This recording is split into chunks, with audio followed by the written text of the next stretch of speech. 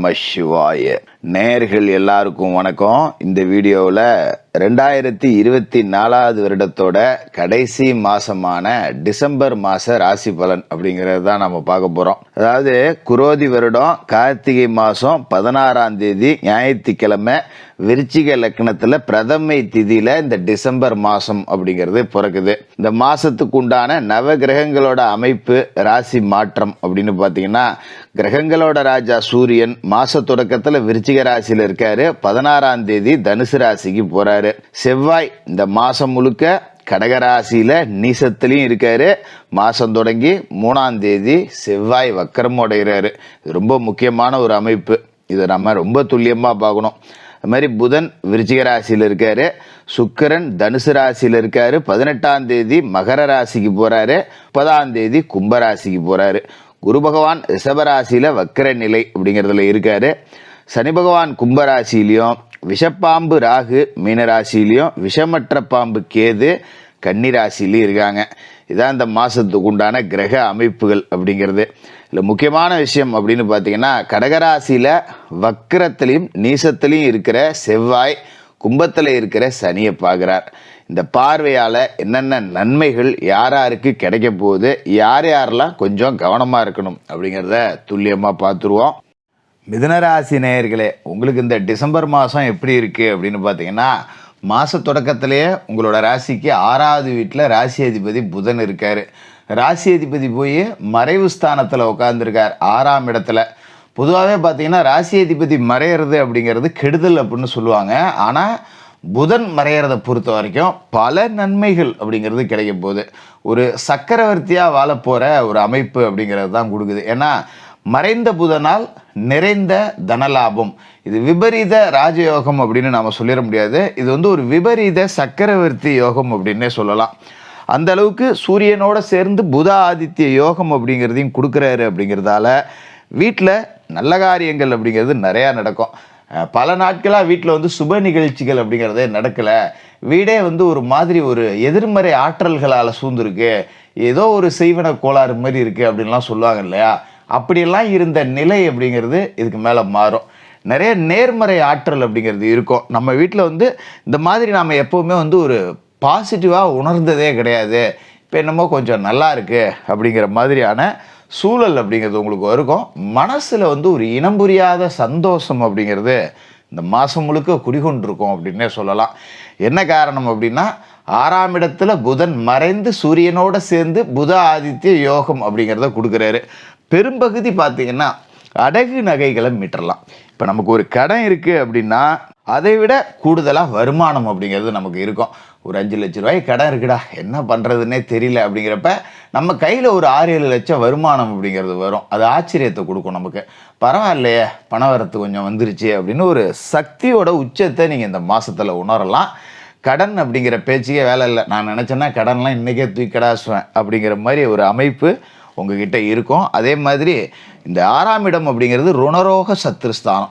எதிராளிகளே நம்மளை தேடி நம்மக்கிட்ட சரணடைவாங்க. நம்ம ஒருத்தரை எதிரியாக நினச்சிருப்போம், அவங்க நமக்காக காத்துக்கிட்டு இருக்கிற ஒரு சூழல் அப்படிங்கிறத உருவாக்கி கொடுக்கும். கிரகங்களே அதுக்கு சாதகமாக இருக்கார் அப்படிங்கிறதால இது ஒரு சத்துரு சம்ஹார அமைப்பு அப்படின்னே சொல்லலாம். இதுமாரி அரசு வழியில் சிக்கல் ஏதாவது இருந்தால் இப்போ தீர்த்துக்கலாம்.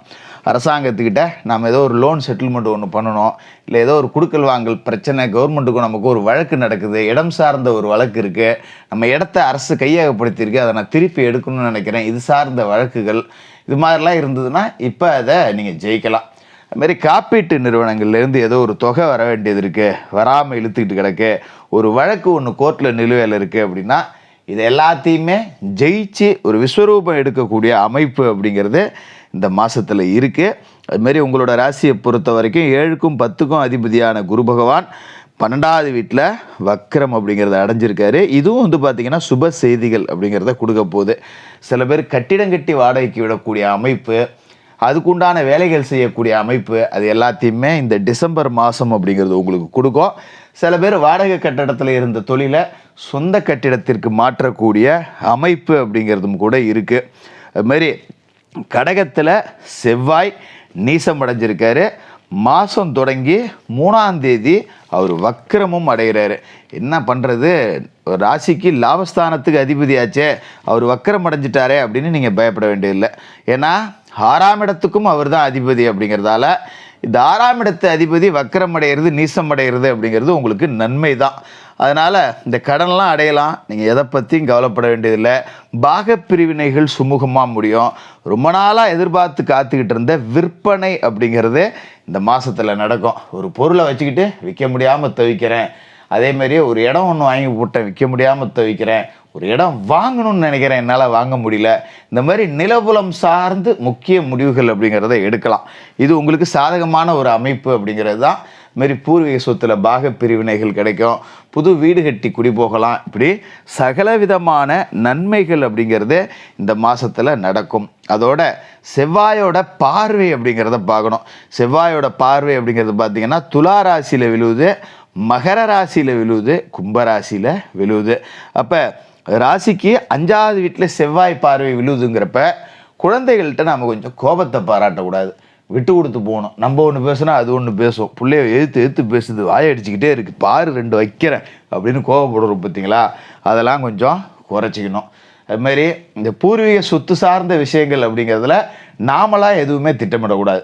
தானாக கூடி வந்தால் தானாகவே எல்லாம் நடக்கும். அதுமாரி அஷ்டமஸ்தானத்தில் செவ்வாயோட பார்வை விழுவுது அப்படிங்கும்போது ரொம்ப நாளைக்கு பிறகு உங்கள் மனசில் இனம் புரியாத ஒரு சந்தோஷம், எதையாவது ஒன்று கிடக்க ஒன்று போட்டு குழப்பிக்கிட்டு ராத்திரியில் தூங்காமல் முழிச்சிட்டு கிடந்திருப்பீங்க. தூக்கமே வரலடா எனக்கு அப்படின்னவங்களுக்கு கூட நிம்மதியான உறக்கம் அப்படிங்கிறது வரும். இதை விட வாழ்க்கையில் என்ன சந்தோஷம் இருக்குது, எனக்கு இன்றைக்கி எந்த பிரச்சனையும் இல்லை, இன்னைக்கு வேலைகள் எல்லாமே சிறப்பாக முடிஞ்சிருச்சு, போய் படுக்கலாம், நாளைய வேலையை நாளைக்கு பார்த்துக்குவோம் அப்படிங்கிற ஒரு சந்தோஷத்தோடு தான் நீங்கள் படுக்கை அப்படிங்கிறதுக்கு போவீங்க. அதுமாரி செவ்வாயோட பார்வை ராசிக்கு 9ஆவது வீட்டில் விழுவுது. 9ஆவது வீடு அப்படிங்கிறது தந்தையாரையும் குறிக்கும், சொந்த வீடு கட்டக்கூடிய அமைப்பையும் குறிக்கும். பூமிகாரகன் ராசிக்கு 9ஆவது வீட்டை பார்க்குறாரு அப்படிங்கிறப்ப சொந்த வீடு யோகம் அப்படிங்கிறது இருக்குது. இந்த மாதத்தில் மனகோலலாம், இடம் வாங்கலாம், வீடு நில வைக்கலாம், வீடு குடி போகலாம், இது எல்லாத்துக்குமே அமைப்பு இருக்குது. நான் எங்கே ஜோசியரை இருக்கிற கடனில் இதெல்லாம் செய்ய போகிறேன் அப்படின்னு நினைக்கிறவங்களுக்கு கூட ஒரு விபரீத சக்கரவர்த்தி யோகம் அப்படின்னு நான் சொன்னேன் பார்த்தீங்களா, அது உங்களை தானாகவே இழுத்து கொண்டு அங்கே விடும். நீங்கள் எந்த முயற்சி செய்யலைனாலும் சரி, சிலருக்கு சொந்த வீடு யோகம் அப்படிங்கிறது ரொம்பவே நல்லாயிருக்கும். சுயஜாதகத்தில் நல்ல தசாபுத்தி செவ்வாய் பலம் பொருந்தியவர்களுக்கு மிக அற்புதமான யோகம் அப்படிங்கிறது இந்த மாதத்தில் இருக்கும். அந்த மாதத்தை வச்சு வாழ்க்கையிலே நீங்கள் செட்டில் ஆகக்கூடிய அமைப்பு அப்படிங்கிறது கூட இருக்குது. அதுமாரி இந்த மாதம் தொடங்கி 3ஆவது நாளில் மகர ராசிக்கு சுக்கிரன் போகிறாரு. ராசிக்கு 5க்கும் அவர் தான் அதிபதி, 12க்கும் அவர் தான் அதிபதி. அப்போ 12க்கு அதிபதி அப்படிங்கிறவர் 8ல் போகிறதுங்கிறது யோகம்தான். இதான் திட்டமிடாமல் செஞ்ச காரியத்தில் வெற்றியை கொடுக்கக்கூடிய ஒரு அமைப்பு. வாங்கல் கொடுக்கல்கள் எல்லாமே ரொம்ப சுமூகமாக முடியும். கடன் இருந்தால் அடைச்சிடலாம், யாருக்கிட்டையாவது கொடுத்துருந்தா கூட இப்போ வசூல் அப்படிங்கிறத பண்ணிடலாம். இருந்தாலும் 5ஆம் இடத்துக்கு அதிபதி 8ல் போகிறார் அப்படிங்கிறப்ப நான் ஏற்கனவே சொன்ன மாதிரி பிள்ளைகள்கிட்ட தேவையற்ற பிரச்சனைகள் வச்சுக்க வேண்டாம். பிள்ளைகளை அடிக்கிறது, திருத்தரங்கிற பேரில் அவங்கள டார்ச்சல் பண்ணுறது அதெல்லாம் வேண்டாம். அவங்க போக்கில் விட்டு கொடுத்து போகிறது அப்படிங்கிறது தான் நல்லது. கொஞ்சம் கண்காணிப்பில் வச்சுக்கணும். வெளியிடங்களில் தங்குறதுக்கு அனுமதிக்க வேண்டாம். மற்றபடி வேலை ரீதியாகவும் சரி, தொழில் ரீதியாகவும் சரி, இந்த மாதம் உங்களுக்கு ரொம்ப சிறப்பாகவே இருக்குது. எதை பற்றியும் கவலைப்பட வேண்டியதில்லை. இந்த 2024 வருடத்திலேயே சிறந்த ஒரு மாதமாக இந்த டிசம்பர் இருக்கும்.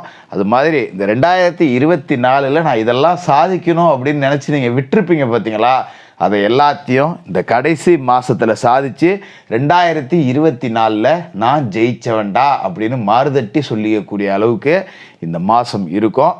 ரொம்பவே சிறப்பாக இருக்குது. யார் என்ன சொன்னாலும் நீங்கள் அதை பற்றி கவலைப்படவே இல்லை, தேவையே இல்லை. இந்த மாதம் ஒரு சிறந்த மாதம்.